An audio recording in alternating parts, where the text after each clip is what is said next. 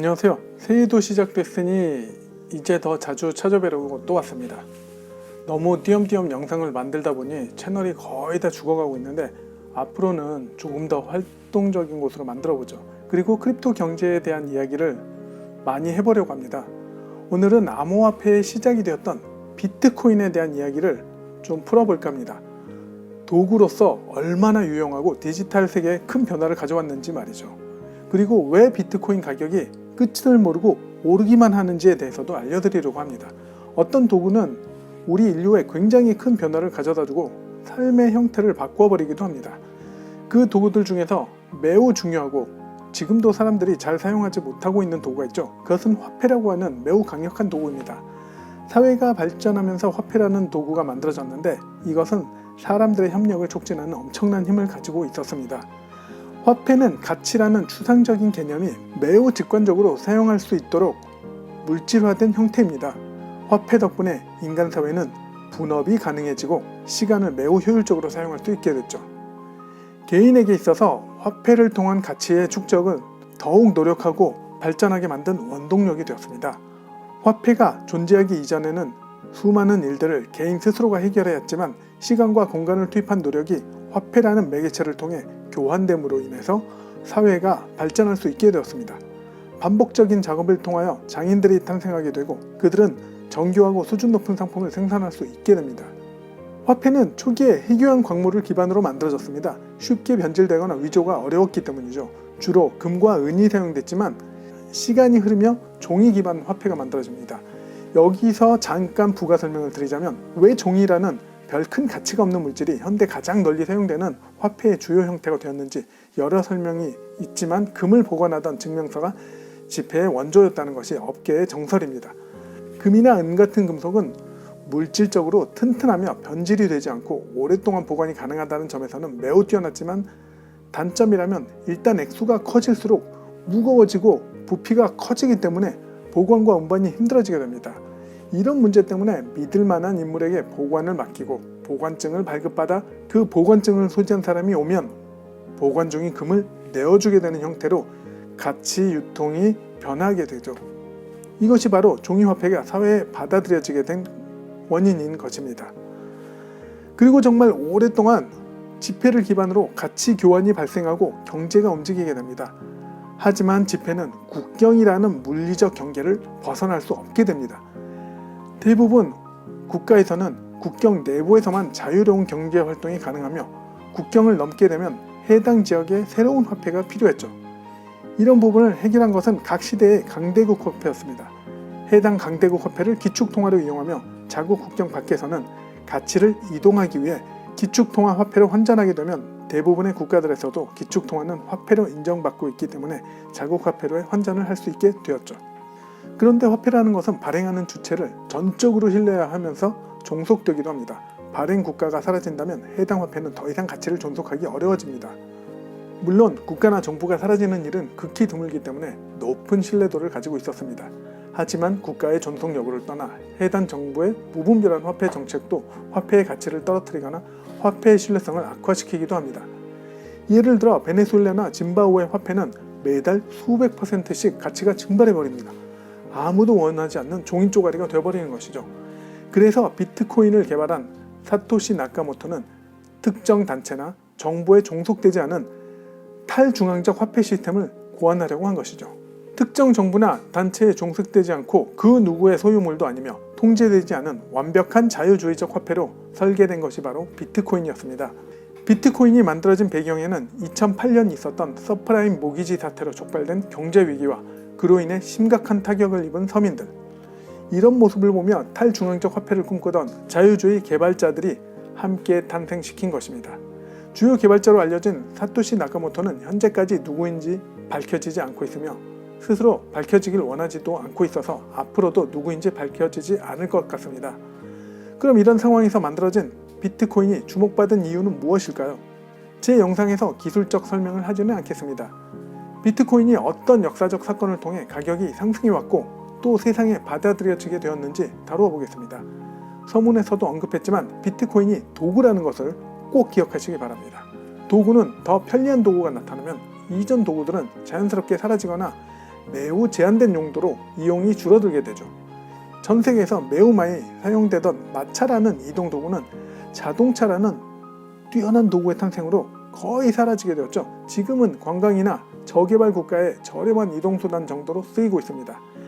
비트코인, 아니 암호화폐라는 도구가 무엇을 대체하게 될 것인지 잘 생각해 본다면 앞으로 우리에게 다가올 세상을 조금이라도 더 빨리 이해할 수 있게 되는 것입니다. 그럼 본격적으로 비트코인의 역사를 살펴보겠습니다. 누구나가 알다시피 최초의 암호화폐는 비트코인입니다. 비트코인이 가지고 있는 브랜드 파워는 아직까지 그 어떤 암호화폐도 능가할 수 없으며 오랜 역사와 함께 수많은 사건들을 겪어왔습니다. 오늘 그 비트코인의 중요한 역사적 사건들과 가치가 발생하는 과정을 살펴보고 다른 암호화폐들의 가치를 가늠할 수 있는 지표가 될 수도 있을 것입니다. 해당 사건들과 비교하기 위해 해당 시점의 차트도 함께 포함시켰습니다. 비트코인의 시작은 비트코인의 창시자 사토시 나카모토라는 익명의 프로그래머가 2008년 10월경 논문을 인터넷에 공개합니다. 그리고 관심을 가진 다른 여러 프로그래머들과 함께 프로젝트를 진행하게 되죠. 이때까지 아직 완성된 프로젝트는 아니었고 처음 채굴된 것이 2009년 1월이었고 이때 생성된 블록을 제네시스 블록이라고 부릅니다. 그리고 같은 달 처음으로 테스트 전송이 이루어집니다. 2009년 5월 22일은 비트코인을 이용한 최초의 실물과의 교환 거래가 이루어지는데 실험적으로 진행된 일이었고 특별히 비트코인의 가격을 계산한 것은 아니었습니다. 1만 비트코인과 피자 2판이 거래됩니다. 당시 피자 가격을 계산하자면 스페셜 피자 한 판이 약 $15, 그리고 2판, 최종적으로 $30, 즉 1비트코인당 0.3센트의 가격으로 간주할 수 있었습니다. 그리고 2010년 슬래시닷이라는 포럼에 비트코인에 대한 소개글이 올라오면서 사용자가 급증하기 시작했습니다. 2010년 7월달에 되자 비트코인의 가능성을 미리 파악한 젠 마칼렛 P2P 다운로드 툴 이동키 2000을 제작한 프로그래머입니다. 그는 마운트 곡스라는 거래소를 설립하여 신용화폐와 비트코인을 거래할 수 있도록 합니다. 아직까지 화폐로서의 사용처가 미미했기 때문에 비트코인의 가치는 큰 변동을 겪지 않았습니다. 이때 비트코인의 가격은 0.07달러 수준이었습니다. 여기 차트를 보시면 알겠죠? 2011년 놀라운 것이 생겨납니다. 실크로드라는 익명의 상거래 웹사이트가 생겼습니다. 당시 27살이었던 로스 윌리엄 울브리트는 비트코인이라는 새로운 도구를 활용하여 완벽히 익명으로 그 어떤 것도 거래할 수 있는 상거래 사이트를 만들게 되었던 것이죠. 이 실크로드에서 마약, 총기, 불법 다운로드 동영상 등 수많은 암흑가의 물건들이 거래되었고 이것은 비트코인에게 엄청난 생명을 불어다 주었습니다. 이전까지는 실험적이고 재미있는 전자화폐였다면 이제는 실물 상품과 거래가 가능하다는 것이었죠. 그래서 시중에서 구하기 어려운 불법 상품들을 구매하려는 수요자들은 마운트 곡스에 기꺼이 현금을 지불하고 비트코인을 구매하게 됩니다. 실크로드 덕분에 비트코인은 1비트에 $1라는 가치를 도달하게 됩니다. 물론 추후 실크로드 서버는 FBI에 2013년 7월 해킹당하면서 소유자 정보 등 여러가지 정보를 노출하게 되면서 운영자는 체포되었고 종신형을 선고받게 됩니다. 그는 완벽한 자유를 실현시키기 위한 곳이었다고 항변했지만 자유보다는 큰 돈을 벌어들이기만 하는 사업가가 되었다고 볼 수 있습니다. 자유와 범죄를 혼동하면 안 되는 것이죠. 실크로드는 3년 동안 1,500만 건 이상의 거래를 발생시켰고 100만 명 가까운 가입 회원이 있었다고 합니다. 타임즈는 2011년 4월 기사에 온라인 캐시라는 제목으로 비트코인을 소개합니다. 기사 원문은 여기 링크를 남겨드리겠습니다. 이 기사를 통해 수많은 일반인들이 관심을 가지게 되며 5월부터 비트코인은 엄청난 폭등을 하게 됩니다. 4월 18일 단 $1였던 비트코인은 6월 9일 28불까지 무려 28배 폭등하는 모습을 보여주었습니다. 가격이 폭등하자 해커들은 새로운 공격 목표로 비트코인을 주목하기 시작했죠. 마운트 곡스가 6월 말 해킹을 당하여 피해자가 엄청나게 늘어나게 됩니다. 이런 해킹의 피해글이 인터넷에 올라오면서 비트코인의 가치는 폭락하게 되죠. 지속적으로 하락하여 11월 달에는 다시 $2까지 내려가는 불안정한 모습을 보여줍니다. 2012년 4월 달에는 비트코인으로 베팅할 수 있는 도박 사이트 사토시 다이스가 설립되어 엄청나게 큰 인기를 끌게 됩니다. 한때 사토시 다이스로 인한 트랜잭션이 전 세계 비트코인 네트워크 트래픽의 과반을 차지하게 될 정도로 엄청나게 많은 사용자를 확보하게 됩니다. 5월경 1비트코인 가격이 $5 선에서 거래되고 있었지만 사토시 다이스에 베팅하려는 유저들이 엄청나게 급증하면서 비트코인은 다시 상승하기 시작하여 8월 달에는 $13에 도달하게 됩니다. 최초로 비트코인으로 모금을 진행한 마스터코인 프로젝트가 2013년 6월달에 공개되었습니다. ICO, 인터넷 코인 오퍼링이라는 것은 마치 기업 공개 IPO와 비슷하지만 전혀 다른 형태의 새로운 가치 수단인 비트코인을 투자하고 프로젝트가 제공하는 코인을 받는 형태였습니다. 이 ICO로 마스터코인 프로젝트는 5,000 비트코인가량을 모금하였고 달러로 당시 약 50만 불에 해당하는 엄청난 금액이었습니다. 이로써 암호화폐의 새로운 사용처가 발생하게 되고 암호화폐로 투자 활동을 할 수 있다는 매우 큰 의미 있는 프로젝트가 만들어진 것입니다. 2013년은 비트코인에게 기념비적인 사건이 발생합니다. 4월 9일경 230불까지 폭등했던 비트코인은 이후 100불에서 120불 사이를 왔다 갔다 합니다. 그리고 11월이 되자 엄청난 속도로 폭등하기 시작하여 1200달러 가까이 도달합니다. 이때 왜 폭등하게 되었는지는 세계 상황을 주시할 필요가 있습니다. 2008년부터 유로존에 편입된 그리스는 재정 상황이 점차 악화되어 2012년 부도 직전까지 내몰리게 됩니다. 그러자 국제사회에 구제금융을 신청하게 되는데 구제금융의 대가로 조세 피난처로 유명한 사이프러스 섬에 도피되어 있는 자산에 세금을 물리도록 요구하게 됩니다. 그러자 그곳에 들어가 있던 자금들이 대거 은행을 빠져나오게 되는 초유의 뱅크런이 벌어집니다. 그리고 갈 곳을 잃은 엄청난 자금들이 익명성이 보장되며 국가의 통제로부터 벗어난 비트코인을 주목하게 되죠. 사이프러스에 들어가 있는 자금들이 상당수가 러시아인들의 자금이었다고 합니다. 이 자금들이 비트코인으로 몰리기 시작하면서 비트코인이 폭등을 하게 된 것으로 추측할 수 있습니다. 이렇게 신고점을 갱신하며 비트코인은 1200달러라는 엄청난 가치에 도달하게 됩니다. 세계 최대의 비트코인 거래소 마운트 곡스가 파산을 결정합니다. 2014년 2월 18일 발표된 자료에 따르면 해킹으로 사용자의 비트코인 75만 개와 마운트 곡스 자체 보유 코인 10만 개가 사라졌다고 합니다. 위의 차트를 보시면 이로 인해 비트코인은 폭락을 거듭하여 연말에는 319달러 선으로 추락합니다. 비트코인 세계에서 매우 큰 비중을 차지하고 있던 마운트 곡스, 전 세계의 70%의 거래를 담당했다고 하는데 이 마운트 곡스의 파산으로 사용자들은 매우 큰 피해를 입었고 그로 인해 전체적인 비트코인 생태계에 엄청난 영향을 주게 됩니다. 이때 이후 정고점에 다시 도달하기까지 무려 2년에 가까운 시간이 걸립니다. 2014년 3월에는 중국에서 규제를 발표합니다. 거래소들의 은행 계좌를 폐쇄한다고 발표하여 마운트 곡스 파산과 함께 비트코인 생태계의 희망을 꺼트리게 됩니다. 제도권에서는 본격적인 비트코인 견제의 움직임을 보이면서 추락과 회복을 반복하는 매우 불안정한 상황을 이어갑니다. 그러나 하반기에 이르러 델 또는 페이팔 같은 업체들의 비트코인 지원 발표와 함께 암흑 속에서 한 줄기 희망의 빛을 보게 됩니다. 2014년에는 안 좋은 소식들이 많았지만 7월 22일 비탈릭 부테린은 이더 세일링을 시작하게 됩니다. 3만 개가량의 비트코인을 모집하게 되죠. 당시 비트코인 시세로 1800만 달러에 달하는 자금을 확보하고 비탈릭은 이더리움이라는 새로운 코인을 개발하기 시작합니다.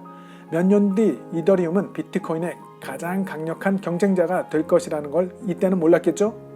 2015년이 되자마자 안 좋은 뉴스가 나타났습니다. 유럽의 최대 거래소인 비트스탬프가 해킹을 당하며 19,000 비트코인을 탈취당하게 됩니다. 마운트 곡스를 기억하던 유저들은 또 다른 공포에 휩싸이며 300달러의 비트코인이 170달러대로 추락하게 됩니다.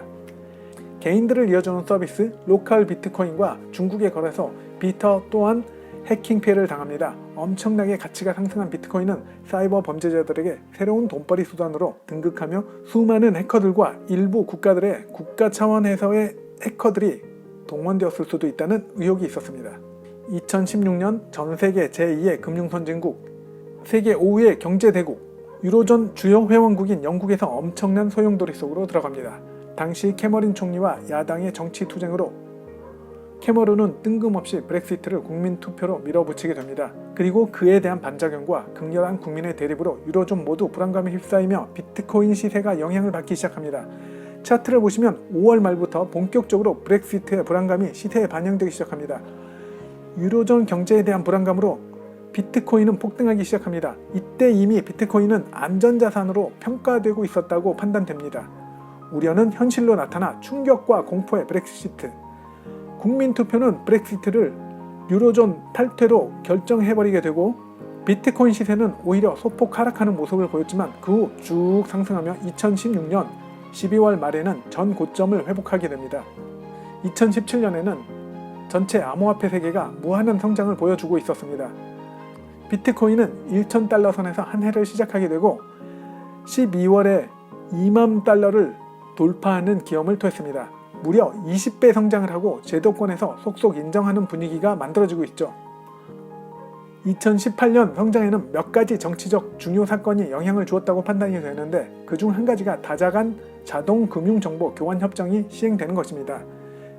그와 관련하여 제가 이전 포스팅에서 다뤘으니 링크를 참조하시기 바랍니다.